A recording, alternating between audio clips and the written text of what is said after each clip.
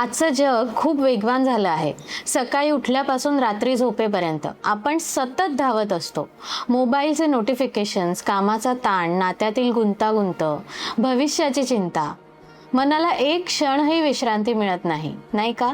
पण तुम्ही कधी विचार केला आहे का की हजारो वर्षांपूर्वी भारतीय ऋषीमुनी मन शांत कसं ठेवत असतील?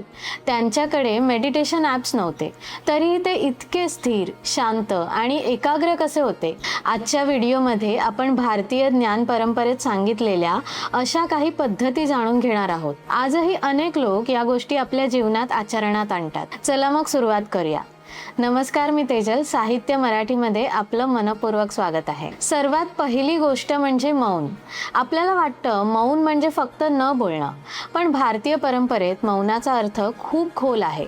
ऋषी काही काळ स्वतःशी संवाद साधण्यासाठी मौन पाळत असत. जेव्हा आपण सतत बोलतो किंवा सतत काही ना काही ऐकत असतो, तेव्हा मनाला विश्रांती मिळत नाही. म्हणूनच मौन म्हणजे मनाला थोडी मोकळी जागा देणं.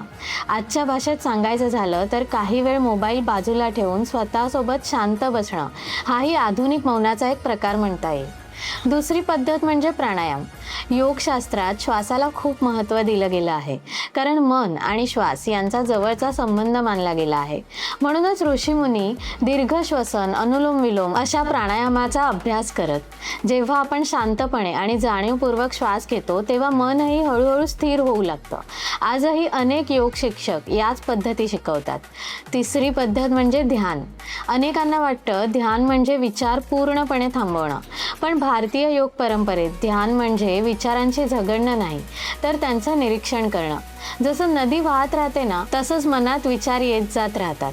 त्यांच्या मागे न धावता त्यांना शांतपणे पाहण्याची कला म्हणजे ध्यान. चौथी गोष्ट म्हणजे ब्रह्ममुहूर्त. सूर्योदयापूर्वीचा काळ भारतीय परंपरेत अत्यंत पवित्र मानला गेला आहे. त्यावेळचं वातावरण शांत असतं, आवाज कमी असतो, त्यामुळे मन अधिक एकाग्र राहू शकतं, अशी धारणा आहे. म्हणूनच अनेक ऋषीमुनी या वेळेत अभ्यास, जप किंवा ध्यान करत असत. आजही अनेक लोक दिवसाची सुरुवात लवकर करण्याचा प्रयत्न करतात. पाचवी पद्धत म्हणजे मंत्रजप. ही माझी पर्सनली खूप आवडीची पद्धत आहे. ओम किंवा आपल्या इतर इष्टदेवतेच्या मंत्राची पुनरावृत्ती ही फक्त धार्मिक वृत्ती नसून मन एका बिंदूवर केंद्रित करण्याची साधना मानली गेली आहे. सहावी गोष्ट म्हणजे निसर्गाशी जवळीक. तुम्ही लक्ष दिलं असेल तर बहुतेक ऋषींचे आश्रम जंगलात, नदीकाठी किंवा पर्वतांमध्ये असल्याचं वर्णन आढळतं. यामागे एक कारण होतं. शांत वातावरण, पक्ष्यांचा आवाज, वाहतं पाणी आणि हिरवळ यामुळे मनाला स्थिरता मिळते, असा अनुभव भारतीय परंपरेत सांगितला गेला आहे. म्हणूनच ऋषींनी निसर्गाला गुरु मानलं. सातवी पद्धत म्हणजे सात्विक आहार. भारतीय ग्रंथांमध्ये अन्नाचा परिणाम फक्त शरीरावर नाही तर मनावरही होतो, असं सांगितलं गेलं आहे. ताजं, साधं आणि मित आहार घेणं, अति खाणं टाळणं आणि संयम ठेवणं यावर भर दिला गेला. हा फक्त आहाराचा नियम नव्हता, तर तो जीवनशैलीचा एक भाग होता. आठवी गोष्ट म्हणजे स्वाध्याय. स्वाध्याय म्हणजे फक्त ग्रंथ वाचणं नाही आहे. स्वतःचं निरीक्षण करणं, स्वतःच्या चुका ओळखणं आणि दररोज काहीतरी नवीन शिकण्याचा प्रयत्न करणं, यालाही स्वाध्याय म्हटलं गेलं आहे. ऋषी ज्ञानाबरोबर आत्मपरीक्षणालाही तितकंच महत्त्व देत असत. आणि शेवटची पण अत्यंत महत्त्वाची गोष्ट म्हणजे संतोष. योगसूत्रांमध्ये संतोष हा एक नियम मानला गेला आहे.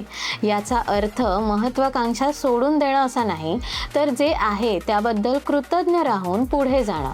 कारण सतत तुलना आणि असंतोष यामुळे मन अधिक अस्थिर होतं. मंडळी, या सगळ्या पद्धतींचा उद्देश एकच होता, मनावर नियंत्रण मिळवणं. भारतीय ऋषींच्या मते बाहेरचं जग नेहमी बदलत राहणार, पण ज्याने स्वतःच्या मनाला समजून घेतलं तोच खऱ्या अर्थाने शांत राहू शकतो.